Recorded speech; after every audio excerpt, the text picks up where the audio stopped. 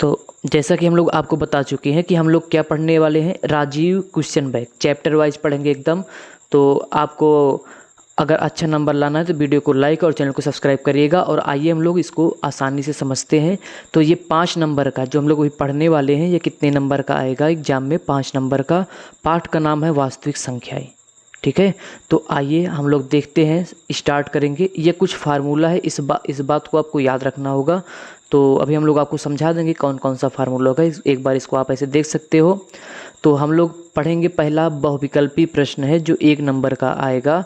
कि पहला क्या है प्रश्न, देखो पहला क्या है कि परिमेय संख्या 14,587/1250 का दशमलव प्रसार निम्नलिखित किन दशमलव स्थानों के बाद समाप्त हो जाएगा। ये 2019 में पूछा भी गया है। और देखो सेम सवाल है ना, देखो अगर आपको बताएं तो हर के 2 की घात यम गुणे 5 की घात n रूप के आधार पर ज्ञात कीजिए कि वही संख्या फिर से लिखा गया है। देखो बस अंतर क्या है, यहाँ से 7 हटा दिया गया है। तो कोई दिक्कत नहीं है, या आप लगा देना, हमारे हिसाब से गलत हो गया है। बाकी यहाँ 7 होना चाहिए था। का दशमलव प्रसार कितने स्थानों तक होगा, मतलब अंश में क्या है उससे कोई फ़र्क नहीं है, हमें हर से मतलब होता है। तो देखो यहाँ पे लिखा भी गया हर के 2 की घात यम गुणे 5 की घात n रूप के आधार पर। तो हम लोग इसको हल करेंगे। इसमें भी देखो दोनों क्वेश्चन सेम है, तो हम लोग एक क्वेश्चन हल करेंगे, यही दूसरा हल कर देते हैं, क्योंकि पहला भी इसी प्रकार से हल करते हैं आप। तो हम लोग चेक कर लेते हैं किस स्थान पर दशमलव प्रसार क्या होगा, समाप्त होगा। तो आइए प्रश्न पे चलते हैं। आसानी से आप देख सकते हो 1250 इसका क्या हल है। तो हम लोग इसी को हल करने वाले हैं। हम लोग यहीं साइड में हल करेंगे इसमें। देखो ये जो दूसरा प्रश्न था, तो जो ये दूसरा प्रश्न है, आइए इसको हम लोग हल करेंगे। देखो हर ना, हमें हर से मतलब होता है, तो पहले आप इसका हल करोगे। इसका हल कैसे करोगे, देखो इसका आप लिखोगे भैया हर। तो इसमें जो हर दिया गया है, हर किसका दिया गया है, 1250। इसका आप अभाज्य गुणनखंड करोगे। क्या करोगे, अभाज्य गुणनखंड। तो अभाज्य गुणनखंड करते हैं, मतलब अभाज्य संख्या से इसको विभाजित करना स्टार्ट करोगे। सबसे छोटी अभाज्य संख्या 2 होता है, तो हम लोग चेक करेंगे क्या 2 से विभाजित होगा, बिल्कुल होगा। तो यहाँ पे 2 लिखे, 2 छंग 12, पूरा कट गया, बचा 5, 2 दूनी 4, फिर 1 बचा, ये 10 हो जाएगा, 2 पंचे 10, 625 आएगा। फिर 5 से जाएगा ये, अगर लास्ट में 0 और 5 हो तो 5 से विभाजित होता है, 5 एक अन्नम 5। फिर देखो 6 में से 5 के 1, 12 हो जाएगा, 5 दूनी 10, 5 25। आप भाग देकर देख सकते हो, 5 दूनी 10, फिर 2 बचा तो 25 हो जाएगा, 5 25। 5 का पहाड़ा 5 बार पढ़ोगे तो 25 आ जाएगा, फिर 5 एक कम 5। तो देखो यही है जो हर का हमें इसी रूप में लिखना था, 2 की घात यम और 5 की घात n के रूप में। तो अगर हम लोग इसको लिखें तो देखो यहाँ पे 2 कितनी बार है, 1 बार है, तो 2 की घात 1 लिखोगे, गुणे 5 कितनी बार है, गिन लो, 1 2 3 और 4। तो 5 कितना बार है, 4। अब देखो ऐसे प्रश्न में क्या होता है, 2 और 5 दोनों की घात देखते हो। 2 की यहाँ पे घात कितनी है, 1 है, और 5 की घात कितनी है, 4 है। तो इसमें ज़्यादा कौन सा है भाई, 1 ज़्यादा है कि 4 ज़्यादा है। तो जो ज़्यादा होता है वहीं पर जाकर दशमलव प्रसार क्या हो जाता है, शांत हो जाता है। तो हम लोगों का ऑप्शन नंबर कौन सा सही होगा, डी सही होगा। अगर आपको बताएं तो ऑप्शन नंबर इसमें कौन सा सही होने वाला है, डी, मतलब 4 स्थान पे। फिर से समझ लो, अगर मान लो हम लोग इसी प्रश्न को हल कर देते, अगर यहाँ पे 2 की घात 5 आता और 5 की घात 3 आता, तो भी क्या करते, तो हम लोग हमारा आंसर 3 नहीं आता। इसमें देखो किसकी घात ज़्यादा है, चाहे 2 की हो या 5 की हो, तो जो ज़्यादा होता है वही दशमलव प्रसार जाके क्या होता है, समाप्त होता है। और याद रखना 2 और 5 ही आना चाहिए और कोई संख्या नहीं, मतलब जो यहाँ पे है। तो इसमें क्या है, देखो ये तो है नहीं, तो इसमें कौन सा ज़्यादा था, 4 था। तो हम लोगों का दशमलव प्रसार कहाँ पे जाके समाप्त होगा, 4 पे। ठीक है, तो क्वेश्चन नंबर ये रहा 2। आइए अब क्वेश्चन नंबर 3 की तरफ हम लोग आगे बढ़ते हैं। तो क्वेश्चन नंबर 3 जो है ये रहा सामने। 3 क्या है कि शांत दशमलव संख्या में व्यक्त हो सकने वाली परिमेय संख्या होगी। तो इसके लिए आपको एक सूत्र पढ़ना पड़ेगा। सूत्र क्या है, आइए बताते हैं कि मतलब शांत दशमलव प्रसार क्या होता है, अशांत दशमलव प्रसार। हम लोग केवल ज़्यादा डिटेल में बात नहीं करेंगे, आपको सूत्र जरूर बता देंगे। तो पहले हम आपको बताते हैं कि सूत्र क्या होता है इसका, किसका, शांत दशमलव प्रसार का। और अशांत दशमलव प्रसार कैसे पहचानोगे, तो इसके लिए क्या करोगे, देखो शांत दशमलव प्रसार, अगर कोई संख्या या भाग देने पर शांत आता है तो इसका याद रखना, सबसे पहले हर का क्या करोगे, अभाज्य गुणनखंड। पहला रूल क्या है, हर का क्या करोगे, अभाज्य गुणनखंड। तो अभी आपको समझ में आ जाएगा, पहले इसको हल करने दो। हर का करोगे आप अभाज्य गुणनखंड। अगर अभाज्य गुणनखंड जो है किस रूप में आए, 2 की घात यम और गुणे 5 की घात यन, इस रूप में, मतलब 2 आए 5 आए और कोई संख्या ना आए। अथवा ये भी आ सकता है केवल 2 आ जाए, 2 की घात यन आ जाए, अथवा केवल 5 की घात यन आ जाए। यन क्या है, मतलब कोई पूर्णांक होगा, पूर्णांक मतलब 1 2, वो भी धनात्मक 1 2 3 4, यन के स्थान पे कुछ भी, मतलब या तो ये आ जाए। हर में याद रखना अंश से हमें मतलब नहीं है, अगर वो शांत होगा तो अगर हर का अभाज्य गुणनखंड करोगे या तो ये आना चाहिए, या तो ये आना चाहिए, या तो ये आना चाहिए। अगर इसके अलावा कोई संख्या, मतलब 2 और 5 के अलावा कोई संख्या आ जाता है तो दशमलव प्रसार शांत नहीं होता है, वो क्या हो जाता है, फिर अशांत हो जाता है। वो क्या हो जाएगा, अशांत दशमलव प्रसार। ठीक, अगर ये सूत्र है इसको आपको याद होना चाहिए। अगर इतना आप पढ़ लिए हो, इतना आपको पता हो गया है, तो हम लोग अब चल सकते हैं भैया क्वेश्चन नंबर 3 पे। क्वेश्चन नंबर 3 देखो क्या है कि शांत दशमलव संख्या में व्यक्त हो सकने वाली परिमेय संख्या होगी। मतलब इतने सारे ऑप्शन दिया गया है, इसमें से कौन सा सही है। तो हम लोग क्या करेंगे, हर। याद रखना शांत है कि अशांत है, हमें हर से मतलब होता है। तो ऐसे सवालों में आप क्या करोगे, हर का पता लगाओगे। किसका पता लगाओगे, हर का। तो जैसे अगर क्वेश्चन नंबर 1 की बात करें, अगर यहीं पे हल करने की कोशिश करें तो अगर आपको समझ में आ जाए अच्छे से तो अच्छी बात होगा। देखो जैसे अगर हम लोग ऑप्शन ए पे बात करेंगे तो ऑप्शन ए में जो हर है उसी से मतलब रखना, ठीक है। हर कितना है, 164 है। अगर भैया हर इसका 164 है तो इसका अभाज्य गुणनखंड कर दो। क्या करोगे, इसका अभाज्य गुणनखंड करोगे। ये इसका अभाज्य गुणनखंड करते हैं भाई। अगर लास्ट में 0 2 4 6 8 रहता है तो 2 से विभाजित हो जाता है। तो इसमें लास्ट में 4 है तो 2 से विभाजित होगा, मतलब 2 से भाग दोगे तो शेषफल 0 आता है। इसका मतलब ये होता है 2 8 16, 2 दूनी 4।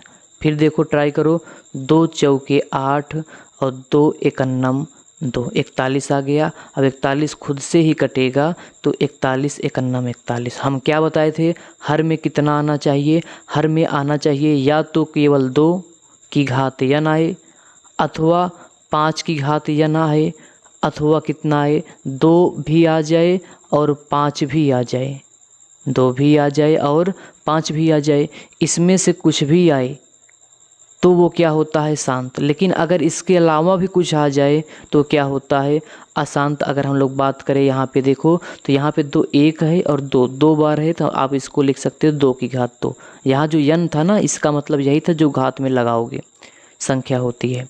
और यहाँ पे गुणे कितना आ गया, 41। देखो हम बताए थे ना, या तो केवल 2 रहता तो शांत रहता, या तो केवल 5 रहता तो भी शांत हो जाता, या फिर अथवा लिख सकते हो, या तो 2 भी हो 5 भी हो और कोई संख्या नहीं होनी चाहिए। तो यहाँ पे देखो 2 है, ठीक है, लेकिन यहाँ पे 41 आ गया, 41 आ गया है भैया। तो ये अगर कोई दूसरी, देखो 2 5 के अलावा कोई और संख्या आ जाती है तो वो तुरंत क्या हो जाता है, अशांत। तो हम लोगों का ऑप्शन नंबर 1 जो था वो गलत हो गया। तो इसका मतलब हम लोग ये सही नहीं है। तो ऐसे हम लोग क्वेश्चन नंबर बी के चेक करते हैं, यहाँ पे लगाएंगे, ध्यान देना बात को आप।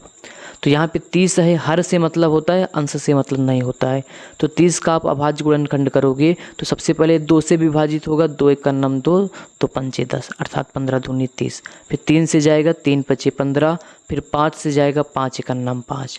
देखो अगर ये नियम का पालन होगा, अगर ये वाला नियम का पालन होगा तो दशमलव प्रसार शांत होगा, नहीं तो क्या होगा, अशांत। ये नियम के मतलब या तो 2 हो या तो 5 हो, या तो 2 की घात यन हो या तो 5 की घात यन हो, ठीक है। लेकिन अगर देखो यहाँ पे जो 3 आ गया, ये हमें डिस्टर्ब कर दिया, मतलब 3 नहीं आना चाहिए था। इसका मतलब ये भी क्या है, ये अशांत दशमलव प्रसार है। क्यों, क्योंकि भाई शांत के लिए या तो केवल 2 हो या तो केवल 5 हो, या तो 2 और 5 दोनों हो, लेकिन इसमें 3 भी आ गया। 2 था 5 था लेकिन यहाँ पे 3 आ गया, तो इसका मतलब अशांत दशमलव प्रसार बी भी है। तो हमें शांत पूछा जा रहा है तो इसके लिए हमें आगे बढ़ना पड़ेगा। अब क्वेश्चन नंबर 3 को ध्यान से देखना, हमें हर से मतलब होता है, हर को ही चेक करोगे। 625 था तो हम लोग थोड़ा साइड में इसको करते हैं और हम लोग आगे देखने की कोशिश करेंगे इसको। चलो यहाँ पे ध्यान देखना, ऑप्शन नंबर क्या है, डी है। तो देखो ज़्यादा डिटेल में पढ़ाओगे तो लेट भी होगा, कोई दिक्कत नहीं, हम आपको समझा कर पढ़ाएंगे, घबराओ मत। अब ऑप्शन नंबर डी का चेक करेंगे। डी से हर से मतलब होता है, हर कितना है यहाँ पे देखो हर था 625, तो आप 625 का अभाज्य गुणनखंड करोगे तो भाई लास्ट में अगर 0 5 होता है तो 5 से कटता है, तो 5 एकन्नम 5, भाई 6 में से 5 गए 12 हो जाएगा, 5 दूनी 10 5 25। अगर जिसको ना समझ में आए तो भाई 625 ऐसे लिखो, और जिससे भाग देना हो भाग देना। 5 से दे रहे हो, एक बार जाएगा 5 एकन्नम 5, फिर 2 उतारोगे फिर 2 बार जाएगा, 5 दूनी 10, फिर यहाँ पे घटाओगे तो 2 आएगा, और ये 5 उतार लोगे 5 25, 125 आता है। तो यही 125 यहाँ पे लिख देते हैं, ठीक है। अगर आपको मान लो ना समझ में आए, समझ में आता है तो अच्छी बात है। 5 दूनी 10, फिर 5 25, फिर 5 से विभाजित होगा 5 25, फिर 5 से जाएगा 5 एकन्नम 5। अब देख सकते हो अगर इसमें हम लोग देखें तो भाई 2 की घात कुछ नहीं है, मतलब 0 है, मतलब ना भी लिखोगे तो भी चलेगा, ठीक है। और 5 की घात है कितना है, 1 है 2 है 3 है 4 है, 5 की घात 4 बताए ना। अब देखो इसमें केवल 5 आ रहा है, या केवल 2 आता है, या तो 2 और 5 आता तो ठीक था। तो भैया ये क्या हो जाएगा, शांत हो जाएगा, क्योंकि शांत होने के लिए या तो 2 की घात या ना आए, या तो 5 की घात या ना आए, या तो 2 और 5 दोनों आए। तो यहाँ पे 5 की घात केवल या ना आ रहा है, अर्थात 4 आ रहा है, तो दशमलव प्रसार क्या है, शांत है, ठीक है। उम्मीद है आप इतना समझ गए होंगे। तब हम लोग आगे बढ़ते हैं अगले क्वेश्चन पे। तो आप क्वेश्चन नंबर 3 तक आसानी से लगा चुके हो, उम्मीद है आपको समझ में ये आ रहा होगा। अगर ना आ रहा हो तो भी भैया आप क्या करोगे, आप कोशिश करो, पढ़ो, आएगा, ठीक है। अब अब आपके पास ज़्यादा टाइम भी नहीं होगा। जब आप इस वीडियो को देख रहे होगे तो मुश्किल से 1-2 महीना होगा, हमें पता है। तो चलो क्वेश्चन नंबर 3 तक हो गया है। अब हम लोग क्वेश्चन नंबर 4 पे विचार करेंगे। 4 पे क्या करो, विचार करो। पहले प्रश्न पढ़ा करो। प्रश्न है कि शांत दशमलव संख्या में व्यक्त हो सकने वाली परिमेय संख्या होगी। देखो फिर से वही क्वेश्चन है, देखो एक ही प्रश्न पे क्वेश्चन पूछा जा रहा है। शांत दशमलव प्रसार का नियम क्या है कि हर में 2 हो, 5 हो और कोई संख्या होनी नहीं चाहिए। या तो 2 हो, या तो 2 की घात n हो, या तो 5 की घात n हो, या तो 2 और 5 दोनों हो। इसके अलावा अगर कोई संख्या आ गया तो क्या हो जाता है, अशांत हो जाता है। अगर हम आपको बताएं, देखो इसमें साफ साफ पहले से ही पता चल रहा है।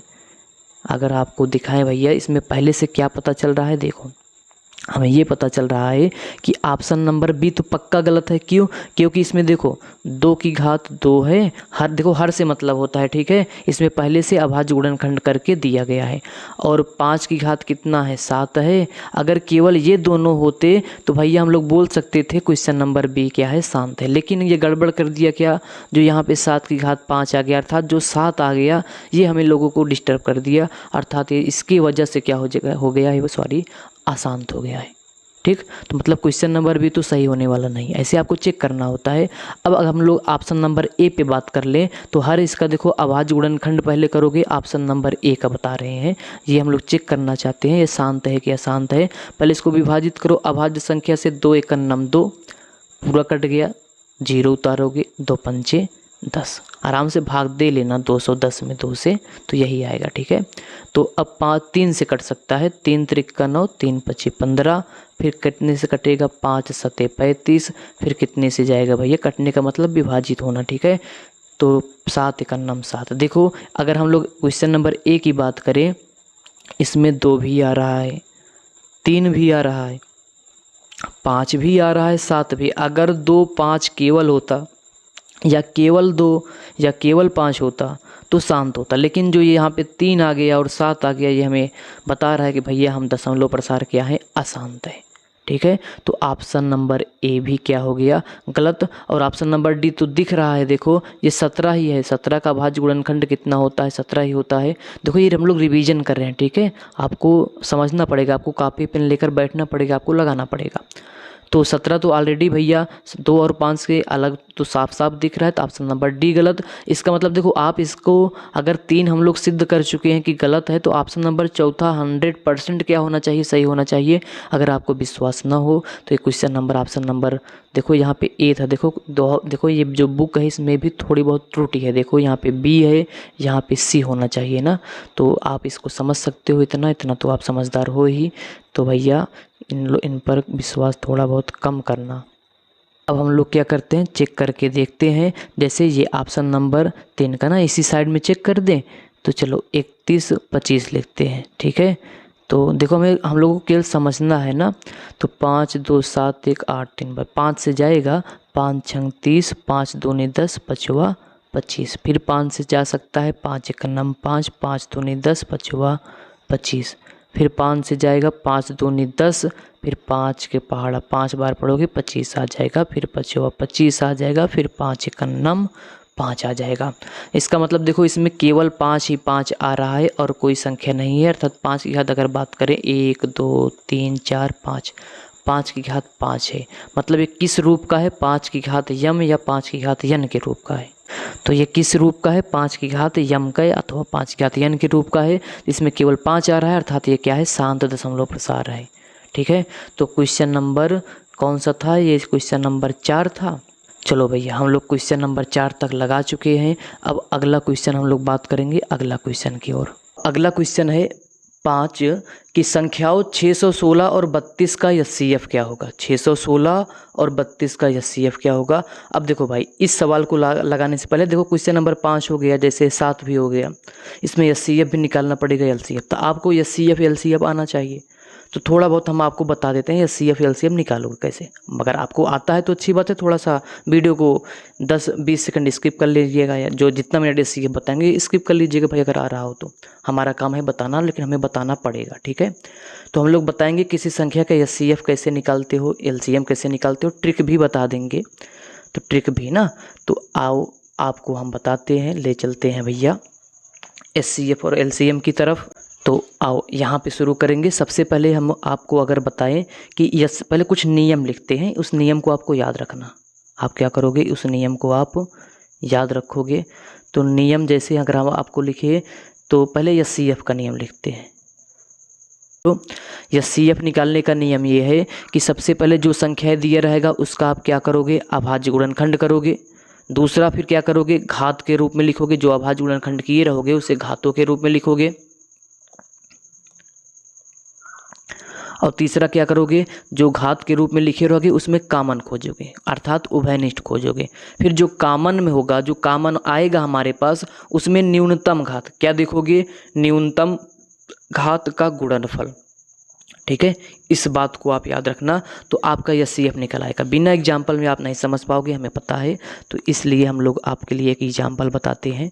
एग्जाम्पल क्या है देखो, इस नियम को ऐसे साइड में कर देते हैं ताकि नियम आपको पता रहे, देखते रहो। तो अब देखो, अगर हम आपको बता दें 1 मिनट खातिर कि जैसे मान लो एक संख्या दिया गया है 15, एक संख्या है 15, फिर दूसरा है 18, फिर तीसरा है 24, तीसरा क्या है 24। इसका हम लोगों को क्या चाहिए, एचसीएफ। आप इसका क्या निकालने वाले हो, एचसीएफ। इसका भी एलसीएम भी निकाल सकते थे, ठीक है। तो मान लो भी हम लोग एचसीएफ पढ़े हैं, तो एचसीएफ निकालना है। अगर इसका एचसीएफ निकालना है तो देखो नियम नंबर 1 क्या बोल रहा है, सबसे पहले जितनी संख्याएं दिया है उसका आप क्या करोगे, अभाज्य गुणनखंड। तो जैसे पहली संख्या क्या है 15, इस 15 का क्या कर लो आप, अभाज्य गुणनखंड। तो अभाज्य गुणनखंड देखो 15 का, तो एक काम करो ऐसे रफ कार्य कर लेना। अब देखो इसका अभाज्य गुणनखंड कैसे करते हो भाई, 3 से विभाजित होगा, 3 5 15, फिर 5 से जाएगा, 5 1 9 5। तो कितना आया, 3 आया, गुणे कितना आया, 5 आया। अगर आपका मन हो तो 1 लिख दिया करो, ठीक है, काम देगा एचसीएफ में, लेकिन हम छोड़ रहे हैं, इसको जाने दो। सेम ऐसे 18 का अभाज्य गुणनखंड करोगे तो सबसे पहले 2 से जाएगा, 2 9 18, फिर 3 से विभाजित होगा, 3 3 9, फिर 3 से होगा, 3 1 9 3। तो 18 जो संख्या दूसरा था 18, इसका अभाज्य गुणनखंड क्या करोगे भैया, 2 गुणे 3 गुणे 3, यही तो आया है। गुणा करके देख लो, 18 आना भी चाहिए। और अगला कौन सा है, 24 है। अगला क्या है, 24 है। 24 का अभाज्य गुणनखंड करोगे तो 2 से विभाजित होने वाला है, 2 1 9 2, 2 दूनी 4, फिर 2 से विभाजित होगा, 2 6 12, फिर 2 से जाएगा, 2 3 6, फिर 3 से जाएगा, 3 1 9 3। तो हम लोग 24 का क्या कर लिए, अभाज्य गुणनखंड कितना आया भैया, 2 आया, गुणे 2 आया, फिर 2 गुणे 2 आया, फिर कितना आया, 3। मतलब जो यहाँ पे आया है वही हम लोग क्या किए, लिख दिए गुणे के रूप में। तो देखो पहला रूल तो हो गया, पहला रूल तो हो गया भैया अभाज्य गुणनखंड। दूसरा रूल क्या है, देखो यहाँ पे देखो दूसरा रूल क्या है, घातों के रूप में लिखोगे। किस रूप में, घात के रूप में, मतलब जो अभाज्य गुणनखंड की है उसको घात के रूप में लिख दो। जैसे यहाँ पे अगर आप हम बात करें तो यहाँ 3 की घात कितना है, 1 है, और गुणे 5 की घात कितना है, 1 है। किसी की पावर कुछ नहीं है तो घात 1 माना जाता है। अब देखो यहाँ दूसरे में 2 की घात कितना है, 1 है, और 3 की घात कितना है, 2 है। 5 तो है नहीं, जाने दो। अब देखो तीसरे में अगर हम बात करें तो 2 की घात कितना है, 3 है, 1 2 3 बार है तो 3 लिखोगे, और 3 की घात कितना है, 1 है। चलो दूसरा नियम भी फॉलो हो गया। देखो याद रखना, एचसीएफ में कॉमन खोजते हो, एलसीएम में कॉमन नहीं खोजते हो। अभी बताएंगे जब एलसीएम पढ़ेंगे। तो देखो दूसरा नियम हो गया। तीसरा नियम क्या होता है, जितनी संख्या का अभाज्य गुणनखंड खोजे हो उसमें कौन सी ऐसी संख्या है जो कॉमन है। देखो 5 इसमें है, इसमें 5 नहीं है। देख लो, अगर हम लोग पहली संख्या में बात करें तो पहले में हम लोगों को 5 तो प्राप्त हो रहा है, लेकिन दूसरे में 5 नहीं है। चलो तीसरे में भी 5 नहीं है, मतलब 5 कॉमन नहीं है। कॉमन का मतलब सब में होना चाहिए, ठीक है, 2 से काम नहीं चलेगा। जैसे अगर हम लोग 2 की बात करें तो 2 तो पहले में नहीं है, दूसरे में है, तीसरे में है, लेकिन होना चाहिए तीनों में ना, जितनी संख्याओं का अभाज्य गुणनखंड करोगे। चलो फिर आगे बढ़ो। अब बचा कौन सा संख्या, 3। तो देखो 3 पहले में भी है, दूसरे में भी है, और तीसरे में भी है। तो हम लोग देख सकते हैं कि तीनों में जो कॉमन आ रहा है वो 3 की घात आ रहा है। अब कितनी घात होगा बताएंगे भी।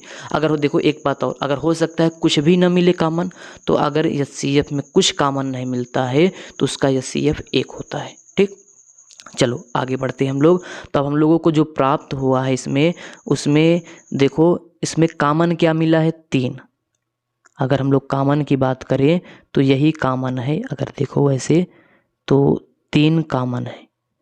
तो अब हम लोगों का तीसरा रूल भी क्या हो गया, फॉलो हो गया, कि हम लोग कॉमन खोज लिए। अब देखो जो कॉमन लिए हो, अगला नियम क्या बोलता है, जो आप कॉमन लिए हो उस कॉमन में न्यूनतम घात, उस कॉमन में क्या, न्यूनतम घात। उस कॉमन की न्यूनतम घात देखो 3 की घात कितना है, 1 है, 3 की घात कितना है, 2 है, 3 की घात 1 है। तो इसमें कम कौन सा है, 3 की घात 1। तो बस यही आपका हो जाएगा आंसर। तो यहाँ पे लिखोगे एच सी एफ बराबर 3 की घात कितना, 1। अगर हो सकता है देखो मान लो 1 मिनट के लिए, तो इसका एच सी एफ कितना आएगा, 3 आएगा। ठीक है, कम वाला न्यूनतम, देखो यहाँ पे नियम लिखा गया, न्यूनतम घात ही लिख देते हो। अगर हो सकता है देखो जैसे मान लो 1 मिनट के लिए, ये तो आंसर हो गया आपका इसका, इससे आगे मत समझना। अब हम आप एक्स्ट्रा बताने वाले हैं। देखो जैसे मान लो यहाँ पे 5 की घात 1 है, और यहाँ पे 5 की घात 2 आ गया, और यहाँ पे 5 की घात 3 आ गया। देखो 5 की घात 1, 2 और 3। तो आप क्या करो, देखो 3 भी कॉमन है, 5 भी कॉमन है। अब पहले क्या कर, मान लो भविष्य में ऐसे आ जाए तो उसके लिए बता रहे हैं। तो यहाँ पे गुणे लगाओगे। अब 5 भी तो कॉमन आ रहा है ना, तो जो 5 में भी जो न्यूनतम कॉमन होगा उसका गुणा कर दोगे। जो यहाँ पे गुणनफल लिखा था इसका मतलब समझा रहे हैं।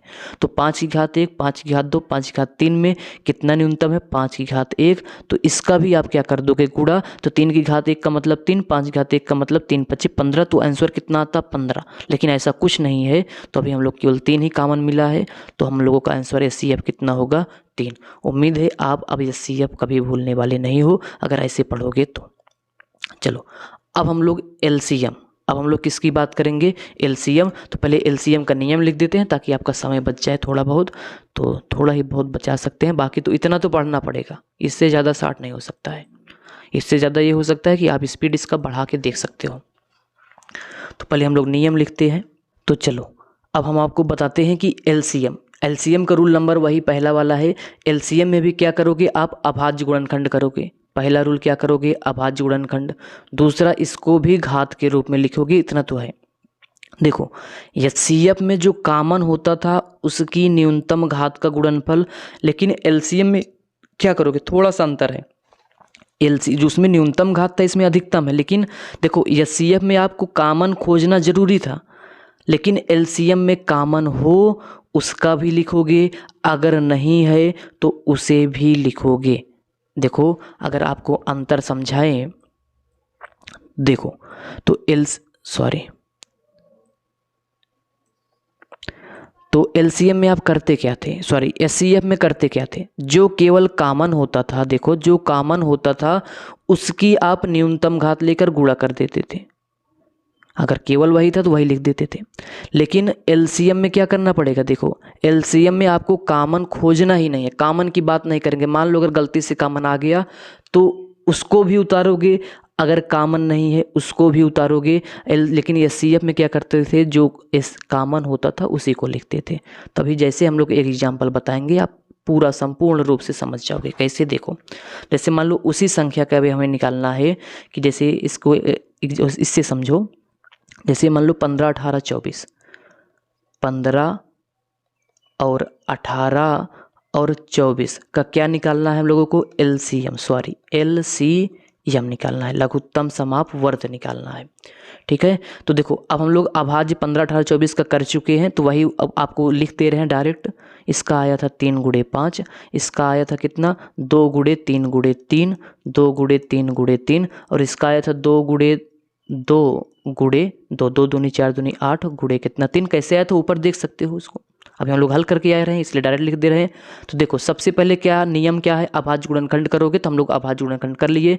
दूसरा नियम क्या है, सबको घात के रूप में लिखोगे, तो लिखो इसको 3 की घात 1 लिख सकते हो और गुणे 5 की घात 1 लिख सकते हो। इसको लिख सकते हो 2 की घात 1 गुणे 3 की घात 2 लिख सकते हो। भाई 3 की भाई देखो 3 का गुणा 2 बार हुआ है तो 3 की पावर में चला जाएगा। इसमें 2 कितनी बार है, 3 बार, तो यहाँ पे 2 की घात 3 लिखोगे और गुणे 3 की घात कितना लिखोगे, 1 लिखोगे। अब देखो, अब पहला नियम तो हो गया, दूसरा भी नियम हो गया, तीसरा नियम क्या है, कॉमन हो या ना हो, अर्थात नो कॉमन। अगर है तो ठीक है ले लो, कोई दिक्कत नहीं है। कॉमन हो या ना हो, सब की अधिकतम घात का क्या करोगे, गुणनफल। तो चलो अब देखो हर एक कोई संख्या छोटी नहीं चाहिए। जैसे हम लोग चेक कर लें तो इसमें 2 है, 3 है और 5 है। अगर सब में मिला के देखें तो 2, 3, 5 के अलावा कोई संख्या दिख नहीं रहा है। तो सबसे पहले अगर हम लोग इसका एलसीएम निकालेंगे तो एलसीएम बराबर कितना, 15, 18, 24 का एलसीएम कितना हो जाएगा।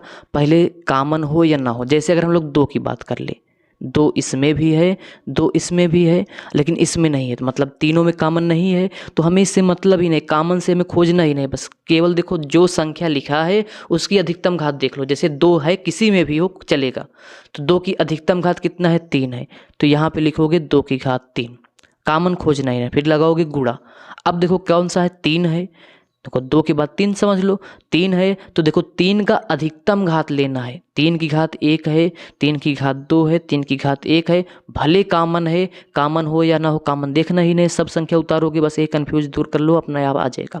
तो इसमें अधिकतम घात 2 वाला है, तो इसमें अधिकतम उतारना है, या सी में न्यूनतम होता है, तो गुणे 3 की घात अधिकतम कितना है, 2 है, तो 2 लिख दोगे, फिर गुणा लगाओगे, कोई भी संख्या छूट नहीं ना पाए, 2 हो गया, 3 हो गया। अब देखो 5 इसमें है और किसी में नहीं है, तो लेकिन हमें कॉमन खोजना ही नहीं एलसीएम में, तो 5 की यहाँ पे एक अधिकतम घात या न्यूनतम घात दोनों एक ही है, तो यहाँ पे लिख दोगे 5 की घात 1। अब इसका सिंपल गुणा कर लो, 2 की घात 3 का मतलब होता है 2 गुणे 2 गुणे 2, ठीक। 3 की घात 2 का मतलब, अगर आपको ऐसे इसको फिर से अच्छे से देख लो, अब इसी को गुणा करना है, तो 3 की घात 2 का मतलब होता है 3 गुणे 3, 5 की घात 1 का मतलब 5, गुणा करो, 2 दूनी 4 दूनी 8 त्रिक 24। देखो इतने का हम लोग गुणा करें कितना आया, 24 आया, और 3 पचे 15, मतलब गुणे 15। अब 15 का पहाड़ आता होगा, 15 चौका 60, हासिल कितना 6, 15 दूनी 30, 30 6 36। तो इसका एलसीएम कितना आ गया, एलसीएम बराबर 360। ये होगा हम लोगों का आंसर। अगर हम आपको दिखाएं तो हम लोगों का एक प्रश्न सॉल्व भी हो गया है बहुविकल्पी वाला। देखो अगर देखते ऐसे चले जाओ, यहाँ पे है, इसको अगर जूम करके दिखाएं आपको, देखो क्वेश्चन नंबर 5, तो हम लोगों को 5 और 6 हल करना था, लेकिन हम लोग क्वेश्चन नंबर 7 गलती से हल कर चुके हैं, तो भाई उससे लगाने से अच्छा इसमें टाइम बच जाएगा। देखो संख्या 15, 18, 24 का एलसीएम कितना आया है, 360। तो इसमें ऑप्शन नंबर कौन सा सही होगा, डी सही होगा। ऑप्शन नंबर कौन सा सही होगा, डी सही होगा, ठीक। ऑप्शन नंबर क्या सही होगा इसमें, डी।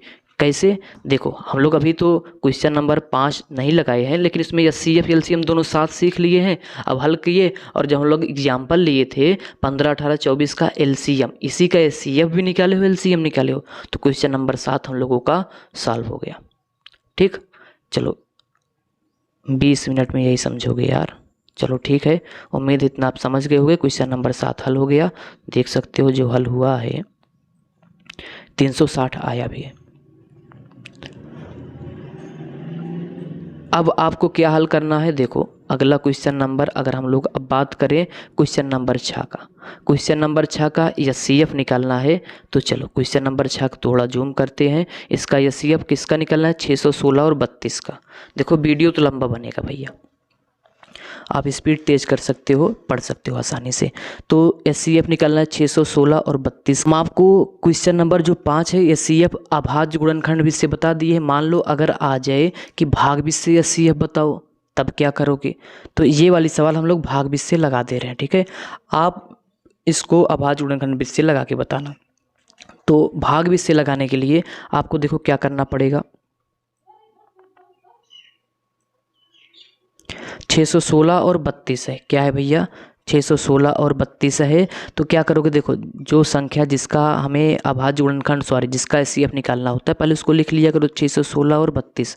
अभी जो ऐसे हम लोग बताए थे, आप वैसे कॉमन वाला लेकर लगा सकते हो। हम आपको बता दे रहे हैं भाग विधि से। भाग विधि का मतलब ये हुआ कि देखो जो इसमें छोटा होता है पहले उसको लिख लो 32, और जो बड़ा होता है उसमें भाग दे दो 616। तो सबसे पहले हम लोग क्या किए, जो छोटी संख्या है इससे और जो बड़ी संख्या है उसमें भाग दोगे, ठीक है। तो कितनी बार जाएगा, 32 दूना 64 हो जाएगा। एक बार जा सकता है तो यहाँ पे 1 लिखोगे, तो 32 एक अन्नम 32। 11 में से 2 घटाओगे कितना आएगा, 9 आएगा। और यहाँ पे बचा 5, 5 में से 3 गए 2, ये हो गया 29। यहाँ पे 6 उतारोगे। अब कितनी बार जा सकता है, 9 बार जाके देखते हैं। 32 गुणे 9, तो ये हो जाएगा 9 दूनी 18, 9 3 27 1 28। 9 बार जा सकता है तो 9 यहाँ पे लिखोगे, कितना आया, 9 दूनी 18, 9 3 27 1 28, 288। 16 में से 8 गए, कितना आ जाएगा, 8 आ जाएगा।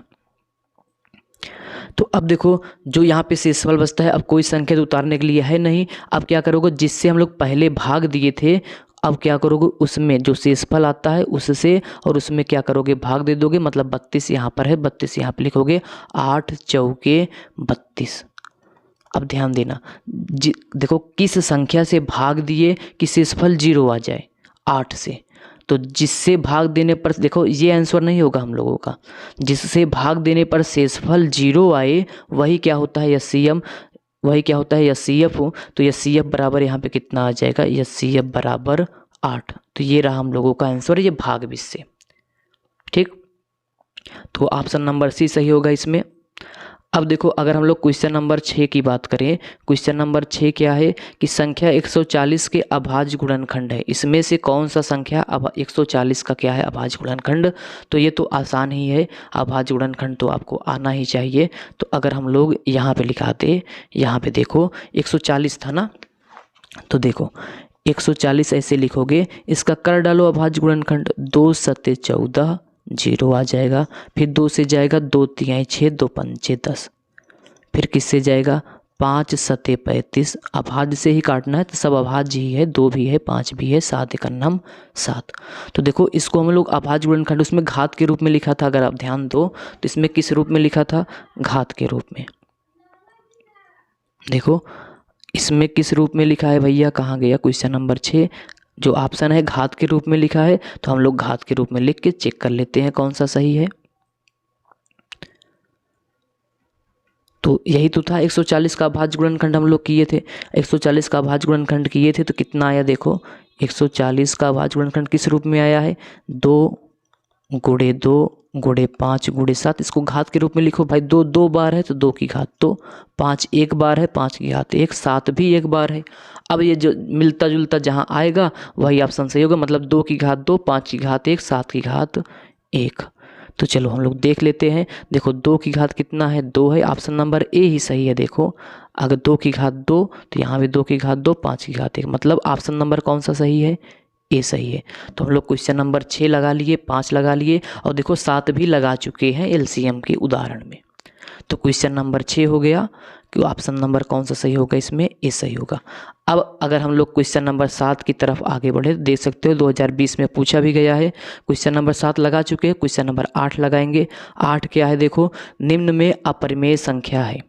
अपरिमेय संख्या क्या होता है, देखो जो रूट के अंदर होता है, इतना समझते हो। लेकिन देखो अगर इसको हल करो ना भाई, अगर इसको 25 को हल करोगे तो देखो क्या इसको आप सॉल्व नहीं कर सकते हो? कर सकते हो भैया। कैसे सॉल्व करोगे? देखो रूट 25 को अगर हल करोगे तो 25 को लिख सकते हो 5 गुणे 5, जोड़ा बन जाएगा, बाहर आ जाएगा 5। तो कुल मिला के ये रूट 25 को हम लोग 5 लिख सकते हैं। और हमें जो पता है 5 को 5/1 अर्थात p/q के रूप में लिख सकते हो।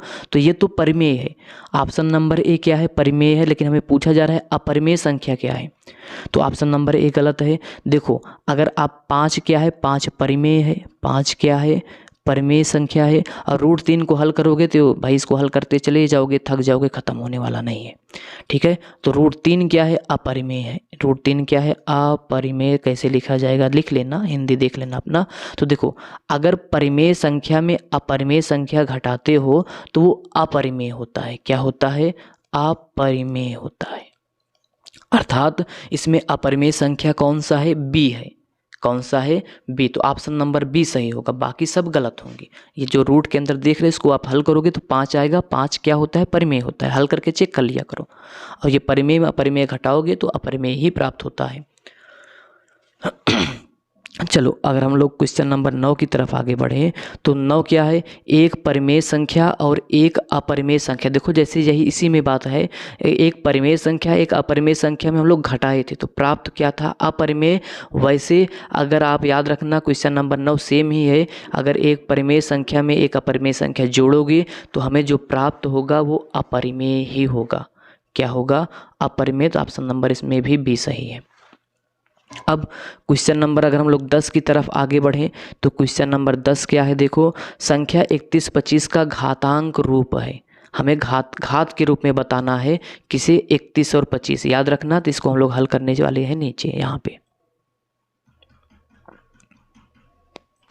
चलो इसको हम लोग नीचे हल करेंगे। क्या था? 31 और 25 था ना? हाँ ठीक है। क्वेश्चन नंबर 9 31 और 25 को घात के रूप में लिखना है। तो देखो 31 लिखो 25 लिखो, किस रूप में? घात के रूप में। इसका अभाज्य गुणनखंड कर डालो भाई। 5 2 7 1 8। 5 देखो लास्ट में अगर 0 हो 5 हो तो ये 5 से विभाजित हो जाता है। 5 से विभाजित करेंगे, 5 छंग 30, 1 बचा, 2 12 हो गया, 5 दूनी 10, 5 25। फिर 5 से जाएगा, लास्ट में 5 है, 5 1 9 5, 5 दूनी 10, 5 25। फिर 5 से जाएगा ये, 5 दूनी 10, 5 25। फिर 5 से 5 25, 5 55, 5 1 कुछ भी बोल देना। तो अब घात के रूप में लिखना था 31 25 को लिख देते हैं घात के रूप में। तो इसका घात रूप जो है, इसका घात रूप यहाँ लिख दो।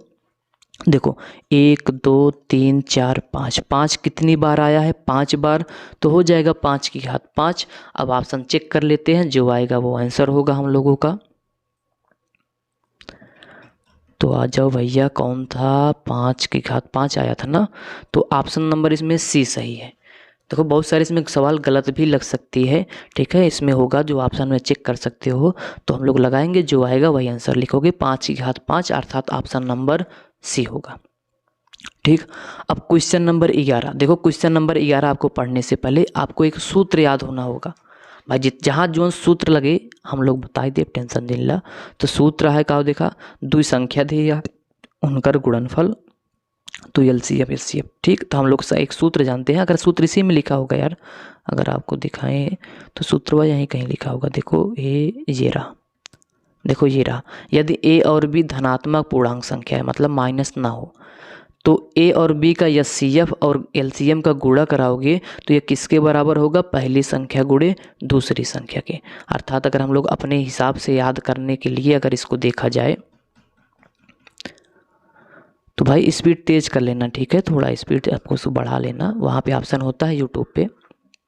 तो देखो आप एक ब्रह्मास्त्र लिखने चल रहे हैं, सूत्र जिसे बोल सकते हो। सूत्र है, सूत्र क्या है कि एचसीएफ गुणे एलसीएम। अब जो ये एलसीएम एचसीएफ किसका होगा? जो संख्या दिया रहेगा उसका होगा। एचसीएफ गुणे एलसीएम बराबर पहली संख्या गुणे दूसरी संख्या गुणे क्या हो जाएगा? दूसरी संख्या। अगर पहली संख्या को a मान ले, दूसरी संख्या को b मान ले, तो यहाँ पे लिख सकते हो a गुणे b बराबर HCF गुणे LCM। ठीक, ये सूत्र है, सूत्र को याद रखना। तो अगला सवाल हम लोगों का हल हो जाएगा। अगला प्रश्न क्या है, अगर आपको दिखा दें, देखो इसको हम लोग पूरा सॉल्व कराएंगे, चाहे जैसे चाहे जितना टाइम लगे, इस बार हम लोग इसको सॉल्व करा के छोड़ेंगे। देखो, यदि संख्याओं 306 और 657 का HCF 9 है, मतलब देखो इसमें अगर हम लोग यहाँ पे चेक करें, संख्या 306 है, मतलब इसको a मान लो, दूसरी संख्या क्या है 657, इसको b मान लो, तो इसका HCF कितना है 9 है, और इसका LCM पूछा जा रहा है। तो भैया सब तो पता चल गया। देखो अगर हम लोग संख्या बोलें क्या क्या दिया गया है, बार बार लिखना पड़ेगा ना इसको, इसी को उठा लो। देखो अगर हम लोग इसको हल करने की कोशिश करें, तो जो हम लोग सूत्र पढ़े थे, देखो सूत्र क्या है कि 306, मतलब अगर हम लोग मान ले a बराबर कितना है 300, a बराबर कितना है 306, b बराबर कितना है 657,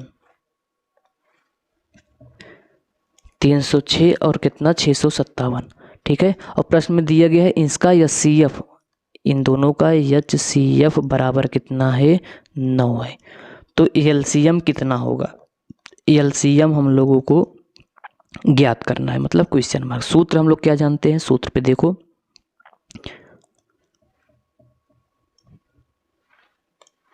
जो सूत्र होता है HCF गुणे LCM बराबर पहली संख्या गुणे दूसरी संख्या। तो HCF दिया गया है प्रश्न में 9 रख दो, LCM हम लोगों को ज्ञात करना है, तो इसको ऐसे छाप दो। और पहली संख्या 306 है और दूसरी संख्या कितना है 657, इसी को सॉल्व कर दो, आ जाएगा, जो होगा वो हम लोगों का आंसर होगा। तो चलो इसको सॉल्व करते हैं। यहाँ पे देखो, तो पक्षांतर करने का नियम तो जानते ही होगे, जिसका पक्षांतर करते हो मतलब बराबर से इधर उधर करते हो, प्लस होता है तो माइनस, माइनस होता है तो प्लस, गुणा होता है तो भाग, भाग होता है तो गुणा। देखो LCM में 9 का गुणा हो रहा है, तो अगर हम लोग LCM बराबर निकालना चाहिए तो भाई 306 अपने स्थान पर है, इसको ऐसे लिख दो 657, ये 9 का गुणा हो रहा है तो इधर आएगा तो भाग हो जाएगा। अब इसको हल कर दो भाई, ये कुछ विभाजित हो सकता है, देखो जैसे 9 से काट सकते हो, 9 1 9, 9 त्रिक 27, 9 त्रिक 27, 30 में 27 करो 3, 36 हो जाएगा, 9 चौके कितना हो जाएगा 36, ये रहा। तो 9 चौक 36, 9 त्रिक 27, 33, ठीक है, कितना आया 34 गुणे 657, इतना आया। इसी को आप गुणा कर दोगे, तो आइए गुणा कर देते हैं, 657 गुणे 34, आप इसको गुणा कर लेना, 4 सते 28, हासिल कितना 2, 4 पंचे 20, 2 22, फिर से हासिल 2, 4 छंग 24 और 24 2 26, फिर 3 सते 21, फिर से हासिल 2, 3 पचे 15, 15 2 17, हासिल 1, इस बार 3 छंग 18 1 19। इसको हल करो, जोड़ोगे 8 2 1 3, 7 6 13, 9 2 11 1 12, 12 कहाँ गलत किए भैया, 9 2 11 1 12, 1 1 2 22 ना, यहाँ पे 22 होगा। तो देखो कितना आया हम लोगों का आंसर 2 2 3 3 8, ऑप्शन में है कहीं 2 2 3 3 8, ऑप्शन नंबर 1 सही है। तो इसका आंसर कितना आएगा 22 338, LCM होगा, LCM आप किसका A × B का, अर्थात 657 और 306 का। तो ऑप्शन चेक कर लेते हैं, अगर ऑप्शन में हो तो देख सकते हो पहला ही ऑप्शन सही है, ऑप्शन नंबर A। तो इस पे क्या करोगे, टिक करोगे, अब एग्जाम में वहाँ पे भरना होता है, भरना बता देंगे। तो ये ऑप्शन सही है, ठीक। अगर अब हम लोग क्वेश्चन नंबर 12 की बात करें, क्वेश्चन नंबर किसकी बात करें, क्वेश्चन नंबर 12 की। चलो क्वेश्चन नंबर 12 में निम्न में शांत दशमलव प्रसार कौन सा है, अशांत। इसको तो आप बता सकते हो। देखो अभी हम लोग बताए थे, पीछे अगर पढ़ो तो इसी वीडियो में हम लोग बताए थे शांत दशमलव प्रसार कब होता है, अशांत दशमलव प्रसार कब होता है। ठीक है, तो अगर देखना चाहते हो तो चलो बात करते हैं हम लोग। देखो जैसे इसका क्या करते हो, हर का आप क्या करोगे, हर जो है हर का आप क्या कर लोगे, अभाज्य गुणनखंड। अगर 2 की घात n आए अथवा 5 की घात m आए, मतलब या तो दोनों आए या तो अकेले अकेले भी आ सकता है 2 की घात n अथवा 5 की घात n, तो वो शांत होता है, नहीं तो क्या अशांत। मतलब 2 और 5 के अलावा अगर कोई भी संख्या आ जाए तो वो अशांत हो जाता है। जैसे 11 इसमें है, 11 का अभाज्य गुणनखंड 11 ही होगा, तो ये तो अशांत है, मतलब ये गलत। 7 भी गलत, 3 भी गलत। अब बचा ऑप्शन नंबर ए, भाई 3 आ गया ना, 2 और 5 आना चाहिए। तो हर का देखते हो, हर का तो हम लोग यहाँ पे देख सकते हो, हर का अभाज्य गुणनखंड करेंगे यहाँ पे, तो देखते हैं क्या मिलेगा। तो अभाज्य गुणनखंड करके देखो तो 2 से विभाजित होगा, 2 दूनी 4, 2 पंचे 10। अब किससे जाएगा, 5 पचवा 25, 5 एक नम 5। तो देखो अगर इसको हम लोग अभाज्य गुणनखंड को लिखे तो ये 2 की घात 1 गुणे 5 की घात 2, अर्थात 2 की घात n गुणे 5 की घात m के रूप का है। तो जब इस रूप का होता है दशमलव प्रसार क्या होता है, शांत। अर्थात ऑप्शन नंबर जो क्वेश्चन नंबर 12 का ऑप्शन नंबर ए है, यही क्या होने वाला है, सही होने वाला है। ठीक, तो चलो निम्न में परिमेय संख्या है। देखो कौन सी परिमेय संख्या है, देखो ध्यान से, रूट 31 को हल नहीं कर सकते हो, ये अपरिमेय। रूट 5 भी अपरिमेय, रूट 11 भी अपरिमेय। देखो रूट 23 का जितना भी मान आएगा उतना इसका भी आएगा, 1 + 1 माइनस काट दोगे बचा कितना, 3। तो 3 क्या है, 3 को 3/1 के रूप में लिख सकते हो, अर्थात ये क्या है, परिमेय। ऑप्शन नंबर सी सही होगा। चलो भैया आगे बढ़ते हैं। तो क्वेश्चन नंबर 14 है, देखो प्रश्न है, यदि 2 धनात्मक संख्याएं a और b जहां a बराबर कितना है, x की घात 5 y² कामा b बराबर x की घात 3 y की घात 3 के रूप में लिखी जाती है, तो जहां x और y अभाज्य संख्याएं हैं तब HCF a और b का ज्ञात करना है। तो इसको कैसे लगाओगे, देखो ध्यान से। तो जो संख्या दिया गया है a, देखो यहाँ पे लगा दें अगर, तो एक संख्या दिया गया है a, इसका मान कितना है,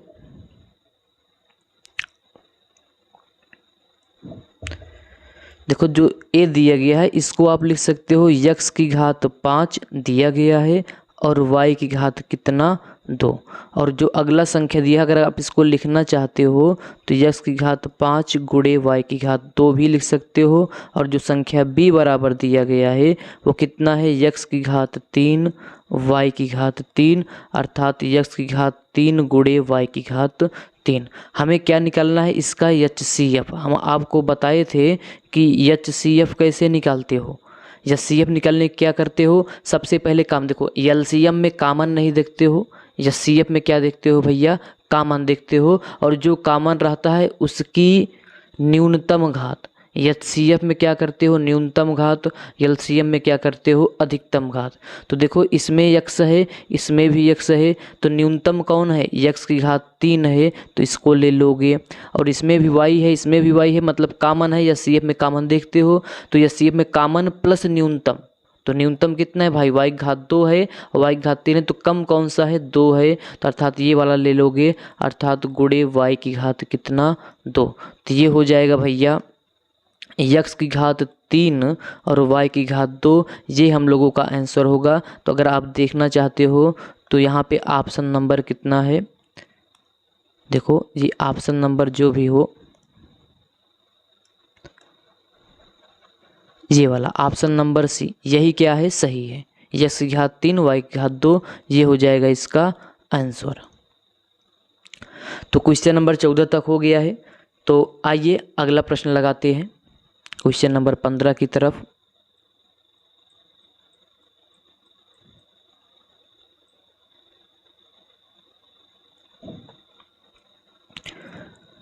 तो ध्यान से देखो क्वेश्चन नंबर 15 क्या दिया गया है, 2 संख्याएं a और b का HCF 5 है, मतलब एक संख्या a है और एक संख्या क्या है, b है, इसका HCF कितना है, 5 है, और उनका LCM कितना है, 200 है।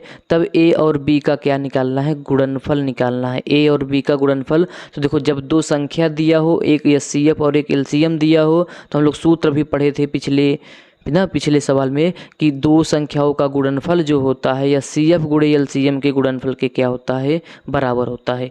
तो आइए आपको समझाते हैं ये कैसे लगाओगे। तो सबसे पहले हम लोग इसको छोटा करें ताकि आपको दिखे, यहाँ पे लगाएंगे। तो देखो इसका अगर हम लोग, आप प्रश्न पढ़ लिए होंगे, तो हम लोग लिखते हैं दो संख्याएं A और B का CF 5 है। मतलब हमारे पास दो संख्याएं हैं जिसमें से पहली संख्या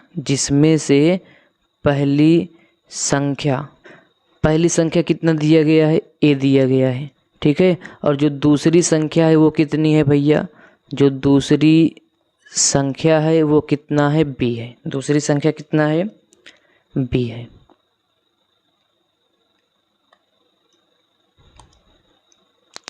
दूसरी संख्या कितना है, B है। अब दिया गया है कि CF, दोनों का CF कितना है, A है।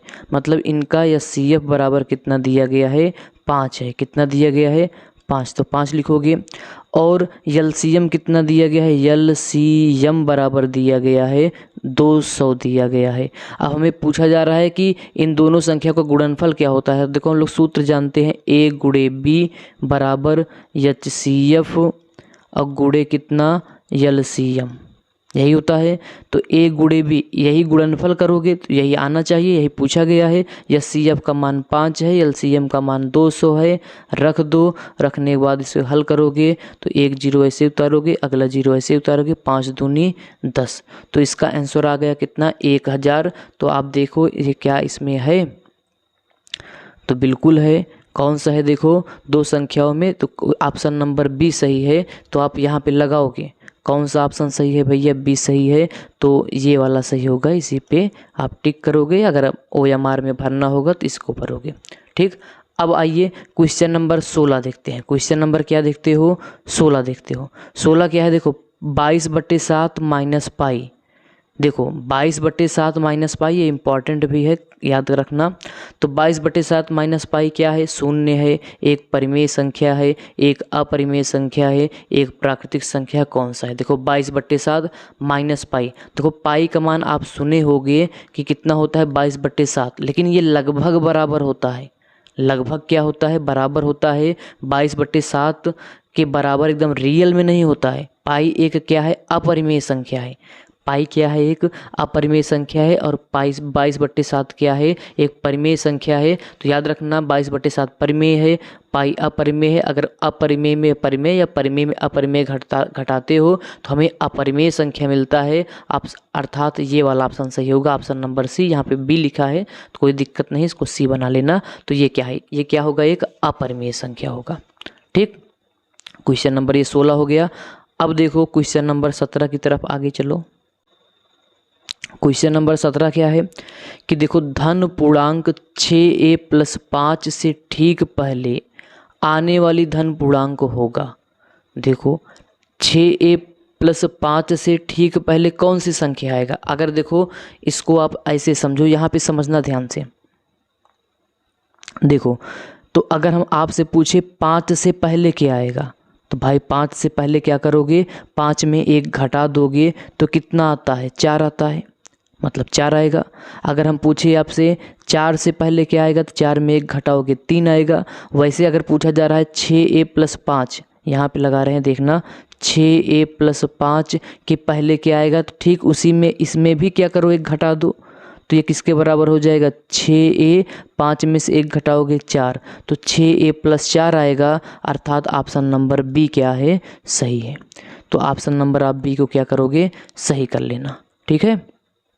देख सकते हो, तो जैसे वैसे लगाए थे, जैसे 5 के पहले 4 आता है, 4 के पहले 3 आता है, 3 के पहले 2 आता है, तो क्या कर रहे हो भाई, उसी में 1 माइनस कर दे रहे हो। तो जैसे 6a + 5 में पूछा जा रहा है तो इसमें भी आप क्या करोगे, 1 माइनस करोगे और 1 माइनस करके हल करोगे तो कितना आ जाएगा, 6a + 4। तो ये ऑप्शन सही होगा।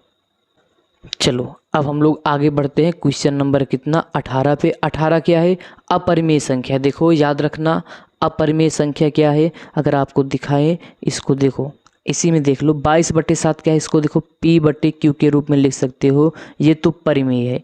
पाई क्या है, अपरिमेय है। पाई क्या है, अपरिमेय, तो यही ऑप्शन भी सही होगा, पाई, क्योंकि पाई का मान 22/7 के लगभग बराबर होता है, लेकिन पाई एक क्या है, अपरिमेय संख्या, जिसको हल करते चले जाओगे कभी ख़त्म होने वाला नहीं है। 0.69 क्या है, परिमेय है। अगर आपको ये लग रहा है तो देखो इसको लिख सकते हो 5, 16 का वर्गमूल होता है 4, 5/4, ये भी क्या है, एक परिमेय संख्या है। तो ऑप्शन नंबर आपका बी सही होगा। अपरिमेय संख्या क्या है, पाई। याद रखना, पाई अपरिमेय होता है, 22/7 परिमेय होता है।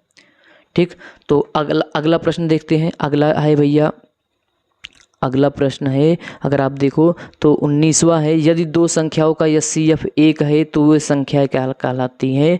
देखो सह अभाज्य संख्याएं कहलाती है। क्या कहलाती है? सह अभाज्य। यदि दो संख्याओं का HCF 1 हो जाता है तो हम लोग उसको क्या बोलते हैं? सह अभाज्य संख्या। तो याद रखना, तो ऑप्शन नंबर इसमें क्या होगा, बी सही होगा।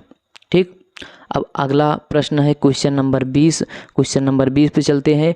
एक परिमेय संख्याओं को एक शांत दशमलव के रूप में व्यक्त किया जा सकता है यदि हर के गुणनखंड कितना है? देखो ध्यान से, हम लोग बताए थे आपको, या तो केवल 2 आ जाए, या तो केवल 5 आ जाए, या तो 2 और 5 दोनों आ जाए, मतलब 2 की घात यम और 5 की घात यन के रूप में आए, तो वो क्या होता है, शांत, नहीं तो क्या होता है, अशांत। तो देखो इसमें 2, 3, 5, भाई 3 आ गया, गड़बड़, ये गलत बात है।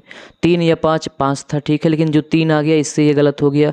2 या 3, 3 की वजह से चला गया। 2 या 5 होगा तो क्या होगा, शांत होगा। तो इसमें ऑप्शन नंबर क्या होगा, डी होगा। ठीक, देखो क्वेश्चन नंबर 20 और एक ही है। अगर हम लोग आप इसको दिखाएं क्वेश्चन नंबर 21 का, तो पढ़ो इसको, क्या लिखा गया है? 23/2 की घात 3 गुणे 5 की घात 2 का दशमलव प्रसार क्या होगा? देखो देखो अगर हर जो है 2 और 5 के रूप में होगा तो शांत होगा, नहीं तो क्या होगा, अशांत होगा। तो इसमें क्या होगा, देखो 2 की घात 3, 5 की घात 2, तो ऑप्शन है अशांत। अशांत नहीं होगा, शांत होगा। तो इसमें भी अशांत है, इसमें भी अशांत है, तो ऑप्शन नंबर ए ही होगा, क्योंकि हमें पता है 2 और 5 के रूप में होता है तो वो क्या होता है, शांत होता है। तो 21 में क्या हो जाएगा, शांत होगा। अब अगर हम लोग आगे बढ़े तो प्रश्न क्या दिया गया है भैया? दिया है मासा बराबर 9। मतलब देखो ध्यान से समझना, ऐसे प्रश्न पूछे जाते हैं कि दिया है मासा, किसका मासा? 99 और 153 का मासा कितना है? 9। अर्थात अगर पहली संख्या ये हो गया, दूसरी संख्या ये हो गया, तो इन दोनों मतलब ए और बी, अर्थात 99 और 153, 99 और 153 का मासा कितना है? 9 है। फिर फिर क्या बोला जा रहा है कि लासा 99 153 का होगा, मतलब इसी संख्या का लासा आप बताओ। तो देखो जब ऐसे प्रश्न दिया है, जब दो संख्या पता हो, एक HCF या LCM पता हो, तो कुछ पूछा जाए तो हम लोग सूत्र लगा देते हैं। सूत्र क्या लगाओगे, ध्यान से देखो, आगे हम लोग इसको थोड़ा जूम करेंगे। चलो इधर हम लोग इस साइड लगाएंगे। तो प्रश्न क्या है, देखो दिया है मासा किसका? 99 153 का। जो दिया है आप उसको क्या करो, लिख लो। क्या दिया गया है? पहली संख्या इसको अगर ए मान ले तो यहाँ पे लगा रहे हैं, देखना ए बराबर कितना दिया गया है, 99।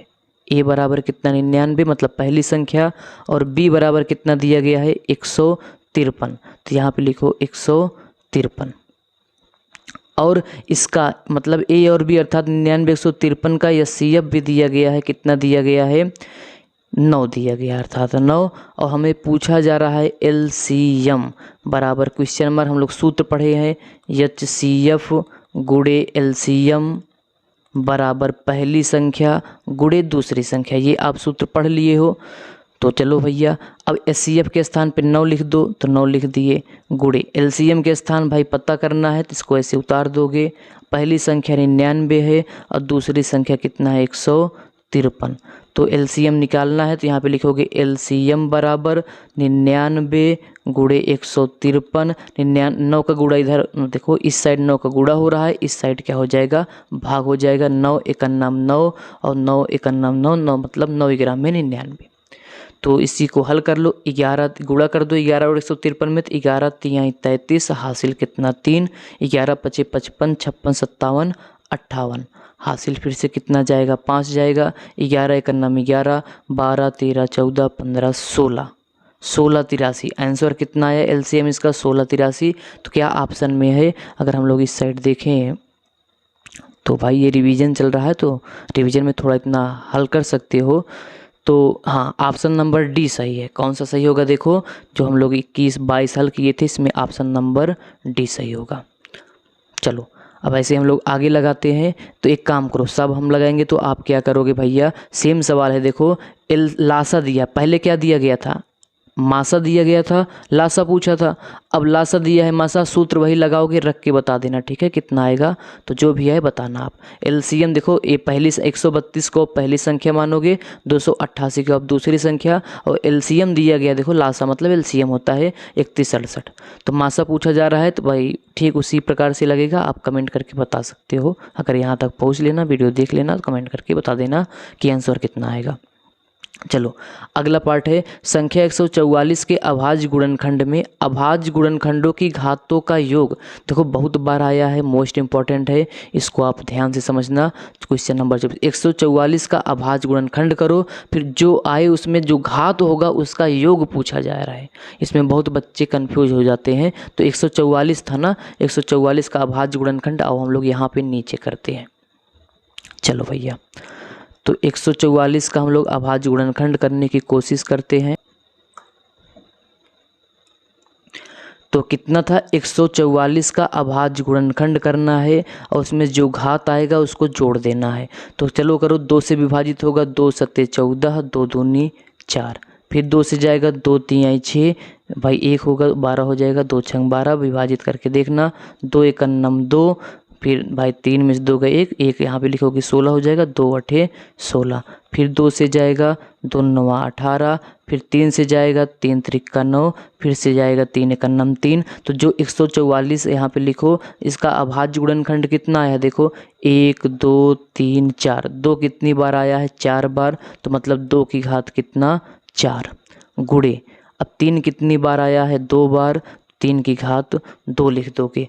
अब प्रश्न में बोला गया था अभाज्य गुणनखंड करने पर जो घात आएगा उसका आप योग बताओ कितना होगा। तो भाई घात 4 था और 2 था, दोनों को जोड़ोगे कितना आएगा, 6 आएगा। तो याद रखना घातों का योग बोला गया था, तो ये घात 4 और 2 था, तो हम लोग जोड़ दिए, कितना आया 6। अगर ऑप्शन में देखें अगर होगा तो हम लोग कोशिश करेंगे, देखते हैं क्या आता है। हाँ, 144 के अभाज्य गुणनखंड में अभाज्य गुणनखंडों की घातों का योग कितना है, 6 है। तो ऑप्शन नंबर इसमें कौन सा सही होगा, डी सही होगा। ऑप्शन नंबर डी सही होगा। चलो आगे बढ़ते हैं। दी गई संख्याओं में अभाज्य संख्या होगी। देखो अभाज्य संख्या क्या होता है, अगर आपको बताए तो देखो फिर से देख लो, जो प्रश्न पूछा गया था पहले प्रश्न पढ़ लिया करो। तो क्वेश्चन नंबर था 25, दी गई संख्याओं में अभाज्य संख्या होगी, मतलब कौन कौन सी संख्या अभाज्य संख्या होती है। तो अभाज्य संख्या की परिभाषा आपको पता हो जाए तो हम भाई अभाज्य संख्या बता सकते हैं कौन कौन होती है।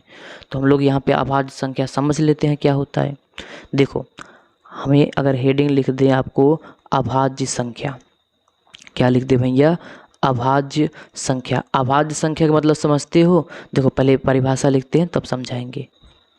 देखो अभाज्य संख्या की परिभाषा देखते हैं, राइटिंग पे मत जाना। देखो वे संख्याएं जो खुद मतलब स्वयं से विभाजित हो और एक से, और किससे, एक से, और किससे विभाजित हो भैया, एक से विभाजित हो तो क्या कहलाता है, अभाज्य संख्या कहलाती है। विभाजित का मतलब होता है भाई, विभाजित का मतलब होता है भाग देने पर शेषफल शून्य आए। तो देखो जैसे अगर हम लोग 5 की बात करें तो 5 को अगर हम लोग 1 से भाग देंगे तो भाई 1 पंचे 5, शेषफल कितना है, शून्य। इसी को लोग बोलते हैं अगर शेषफल 0 आ जाता है तो विभाजित होना। देखो 1 से भी विभाजित हो गया, और जो ये 5 है ये खुद से भी विभाजित होगा तो भैया तो भी देखो शेषफल कितना आएगा, 0 आएगा। तो मतलब वे संख्या है जो खुद से भाग देने पर विभाजित, देखो जो खुद से कटे और एक से कटे, कटे का मतलब विभाजित होना, ठीक है, वो अभाज्य संख्या। जैसे अगर हम लोग 4 की बात करें तो 4 देखो किससे किससे विभाजित है, एक से है, खुद से है, और किसी और संख्या से कट सकता है, हाँ कट सकता है 2 से। तो देखो अगर 3 आ जाए या 3 से ज़्यादा आ जाए गुणनखंड तो क्या कहलाता है, भाज्य कहलाता है। 4 क्या है, भाज्य है। तो ठीक है, तो अभाज्य हमें पूछा गया था तो हम लोग अभाज्य जान लिए क्या है, वो संख्या है जो खुद से विभाजित हो और एक से हो और किसी से ना हो तो अभाज्य, हाँ ठीक है, अभाज्य संख्या कहलाती है। तो देखो 0 न तो भाज्य है न तो अभाज्य है, 1 देखो याद रखना 1 भी न तो भाज्य है न तो अभाज्य है। 8 देखो 1 से कटेगा, 2 से विभाजित होगा, 4 से होगा और 8 से होगा। बहुत सारी संख्याएं काट कर रही हैं, बहुत सारी संख्या 8 को कट कर रही हैं भैया, इसका मतलब 8 भी क्या है, भाज्य है। तो बच्चा 2, देखो जो 2 होता है वो 1 से विभाजित है, खुद से है और किसी संख्या से विभाजित नहीं है। तो 2 क्या है, अभाज्य संख्या है। 2 क्या है, अभाज्य संख्या है, इस बात को याद रखना। और 2 सबसे छोटी समभाज्य संख्या है, इसको भी याद रखना, हो सकता है काम दे जाए। तो इसमें ऑप्शन नंबर सी सही होगा, तो आप सी पे टिक लगा सकते हो। चलो अब क्वेश्चन नंबर हम लोग 26 पे चलते हैं। क्वेश्चन नंबर 26 क्या है, देखो यदि 26 156 का एलसीएम 156 है तो मासा का मान क्या होगा। वही संख्या है, देखो अगर हम लोग बात करें यहाँ पे लगा दें इसको, देखो 26 और 156 मतलब एक संख्या ए 26 है, एक संख्या बी 156 है, इसका एलसीएम भी कितना है 156 है, तो मासा ज्ञात करना है। तो चलो यही प्रश्न को हम लोग नीचे हल करने वाले हैं। इस प्रश्न को आप थोड़ा स्क्रीनशॉट ले लेना, ठीक है। अब हम लोग इसको साइड में करते हैं और इसी को क्या करते हैं, हल करते हैं। चलो हल करके देखते हैं। तो क्वेश्चन नंबर 26 है ये वाला। तो एक संख्या ए जो है यहाँ पे हल करेंगे, एक संख्या है 26 मतलब ए बराबर 26, दूसरी संख्या है बी बराबर कितना 156, और प्रश्न में बोला जा रहा है इन दोनों का एलसीएम बराबर कितना है 156 ही है। हम लोग देखो तो पूछा जा रहा है कि एचसीएफ अर्थात मासा क्या होगा। तो हम लोग सूत्र जानते हैं, एलसीएम गुणे एचसीएफ बराबर पहली संख्या गुणे दूसरी संख्या, ये सूत्र है। तो चलो एलसीएम कितना है भैया 156 ही है, रख दो 156। एचसीएफ हमें ज्ञात करना है, पहली संख्या 26 था 26 लिख दो, दूसरी संख्या 156 था, 156 से कट जाएगा तो एचसीएफ इसका कितना आ जाएगा भैया 26 आ जाएगा। तो 26 अगर ऑप्शन में हो तो ये सही होगा। क्वेश्चन नंबर 26 में हाँ ऑप्शन में है बी, तो ये सही हो जाएगा आपका। इसमें कौन सा सही होगा, बी सही होगा। चलो आगे बढ़ते हैं। देखो किन्हीं दो धनात्मक पूर्णांकों ए और बी के लिए ए बराबर मासा, तो कौन सा सही होगा, ये तो सूत्र है। देखो पहली संख्या ए गुणे बी बराबर मासा ए बी का गुणे लासा ए बी का, तो ऑप्शन नंबर डी देखो सूत्र ही है ना, ए गुणे बी बराबर मासा गुणे लासा, तो इसमें तो भाई सूत्र ही है, इसमें क्या बताना है, तो ऑप्शन नंबर डी सही होगा। देखो फिर से प्रश्न है, एक शून्येतर परिमेय संख्या, शून्येतर का मतलब होता है देखो जो माइनस ना हो, जो क्या हो माइनस ना हो, परिमेय हो, एवं अपरिमेय संख्या का भागफल होता है। मतलब अगर इनका कहने का मतलब ये है, अगर परिमेय में अपरिमेय से भाग दे, जैसे 3, देखो जैसे समझो जैसे 3/√5, 3 क्या है परिमेय है और √5 क्या है अपरिमेय है, तो भाग दोगे तो ये अपरिमेय आता है। क्या आता है, कैसे लिखा जाएगा अपरिमेय, लिख लेना भैया। चलो फिर से लिखते हैं, अपरिमेय, तो अपरिमेय ही आता है, ठीक है। तो इसमें ऑप्शन नंबर बी सही होगा, परिमेय में अपरिमेय से भाग दोगे तो ये वो क्या आता है, अपरिमेय ही आता है। तो क्वेश्चन नंबर 28 भी हो गया। अब देखो 2-3 प्रश्न और बचे होंगे जहाँ तक है, बाकी बहुविकल्पी हो जाएगा हम लोगों का। तो अगला प्रश्न देखते हैं। अगला प्रश्न क्या है भैया, देखो किसी परिमेय संख्या के समतुल्य परिमेय संख्याएं होंगी। देखो किसी परिमेय संख्या के समतुल्य जो होता है, परिमेय संख्या कितनी होती हैं, अपरिभाषित, अपरिभाषित का मतलब बहुत सारे होती हैं, ठीक है, इसको अपरिमित होना चाहिए था यार।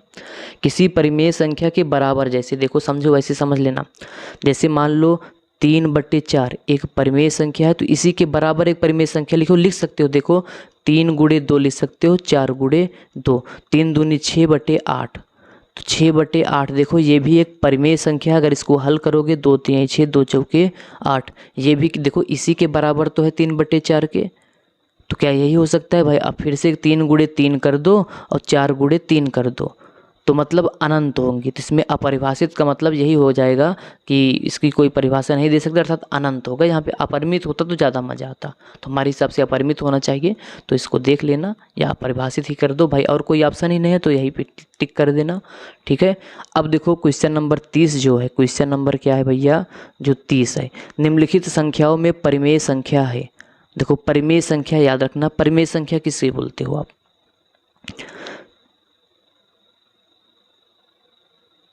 देखो परिमेय को हम लोग P बटे Q के रूप में लिख सकते हैं। देखो √3 क्या है, अपरिमेय है, ये तो आपको पता है। देखो रूट के अंदर 0.1 ये भी क्या है, अपरिमेय है। देखो 0.10110, देखो अगर ऐसे यहाँ पे 1 0 है, फिर देखो यहाँ पे 1 है केवल, यहाँ पे 2 1 है, देखो ये क्रम नहीं बन पा रहा है। फिर यहाँ पे 3 1 है, तो ये भी क्या होता है, अपरिमेय संख्या। ठीक, ये देखो अशांत और अनावर्ती है, तो अशांत अनावर्ती भी अपरिमेय होता है। ये तो साफ साफ दिख रहा है रूट के अंदर। देखो अगर √9 को हल करेंगे तो 3 आएगा, क्योंकि √9 का वर्गमूल कितना होता है, 3, और हम लोग 3 को 3/1 लिख सकते हैं, अर्थात P बटे Q। तो परिमेय संख्या ऑप्शन नंबर ए ही होगा। चलो आगे बढ़ते हैं, फिर से क्वेश्चन नंबर 31 देखते हैं। 31 क्या है कि परिमेय संख्या 17 बटे का दशमलव प्रसार निम्नलिखित में से किस दशमलव स्थान के बाद समाप्त होगा। ये वैसे है ना, अभी हम लोग लगा के चले आ रहे हैं। देखो 2 और 5 की घात देखा करो, अगर 2 और 5 है उसमें, तो जिसकी अधिकतम घात होता है, देखो जैसे इसमें 2 की घात 2 है, इसमें 5 की घात कितना है, 1 है, तो इसमें ज़्यादा कौन सा है, इसमें 2 की घात 2 क्या है, ज़्यादा है। तो यही ज़्यादा वाला जो है ना, यहाँ पे 2 है, दशमलव प्रसार 2 अंक पर क्या हो जाएगा, समाप्त हो जाएगा। ठीक, यही है। अब क्वेश्चन नंबर 32 चलते हैं। क्वेश्चन नंबर क्या चलते हैं, 32। चलो 32 अभी थोड़ा बड़ा पड़ेगा, तो हम लोग क्वेश्चन नंबर पहले 33 हल करेंगे, फिर क्या हल करेंगे 32। 33 क्या है, कौन सह अभाज्य संख्या का युग्म है। देखो सह अभाज्य अगर आपको बताए तो ऐसा जोड़ा हेरो जिसका HCF कितना हो, 1 हो, जिसका HCF बराबर कितना हो, 1 हो, वही क्या होता है, सह अभाज्य संख्या। या CF का मतलब देखो जिसमें कुछ कॉमन ना मिले। देखो 5 है, 15 को लिख सकते हो 5 × 3, तो इसमें भी 5, इसमें भी 5, इसका CF 5 आ सकता है। देखो 21 के लिख सकते हो 7 × 21, तो 7 इसमें है, 7 इसमें भी है, इसमें भी कॉमन मिल रहा है, तो ठीक है। एक देखो 93 के लिख सकते हो 3 × 31, मतलब 31 इसमें 31 इसमें।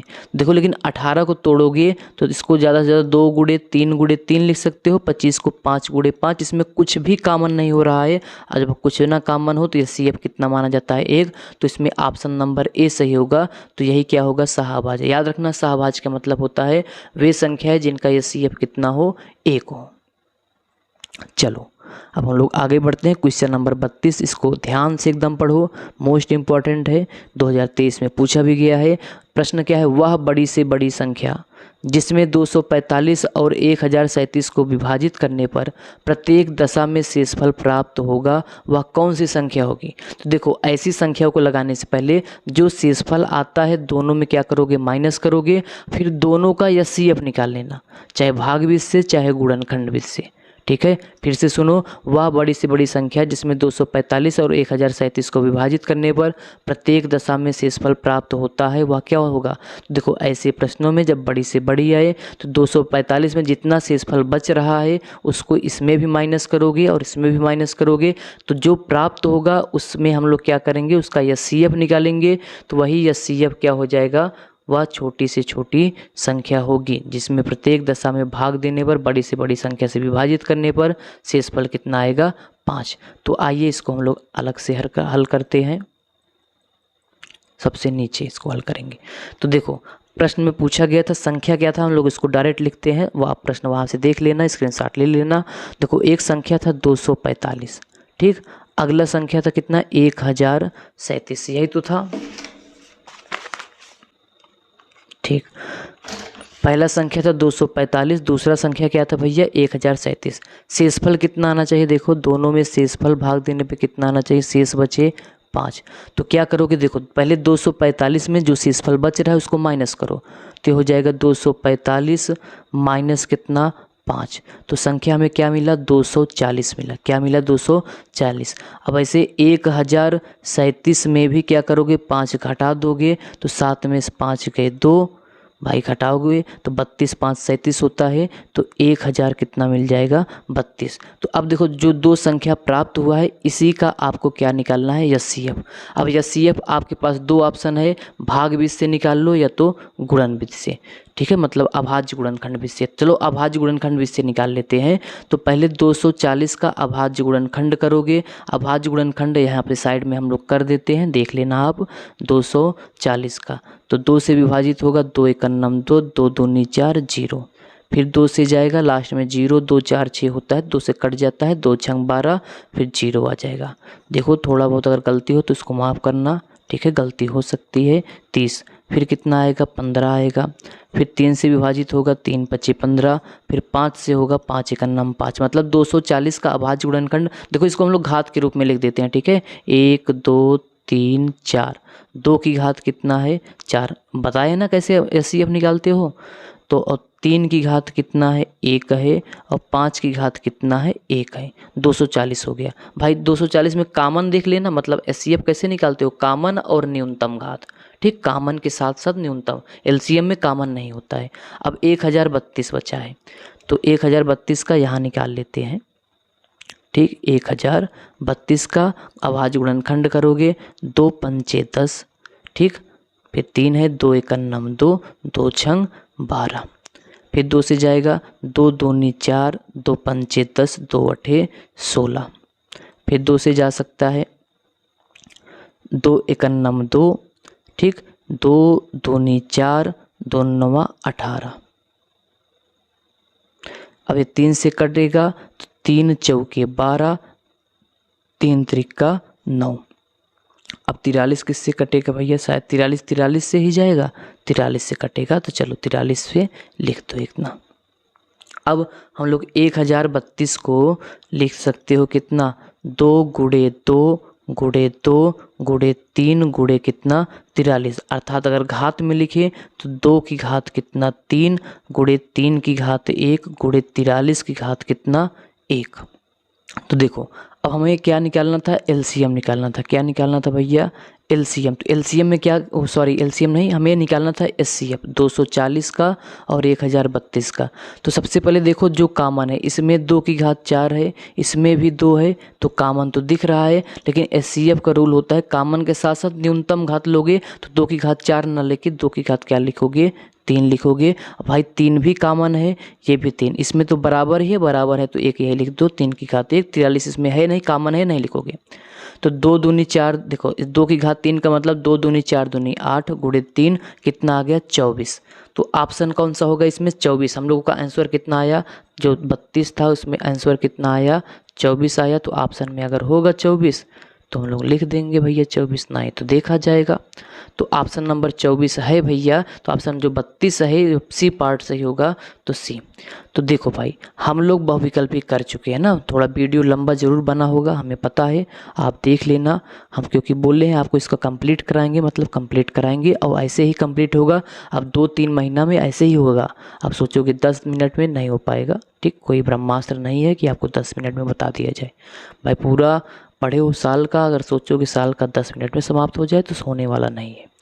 तो ठीक है, तो अब हम लोग 2 नंबर, अभी तो 1 नंबर वाला पढ़े थे, अब हम लोग क्या लाएंगे, 2 नंबर वाला। अगर 1 नंबर वाला आ गया तो 2 अपने आप आ जाएगा, वही है, ठीक है। तो इसमें कुछ लगाएंगे, कुछ आपको होमवर्क देंगे, आप बताना कैसे लगेगा।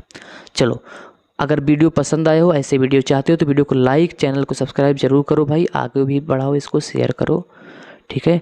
थोड़ा बहुत मदद कर सकते हो इतना करके। तो मिलेंगे नेक्स्ट वीडियो में, तब तक के लिए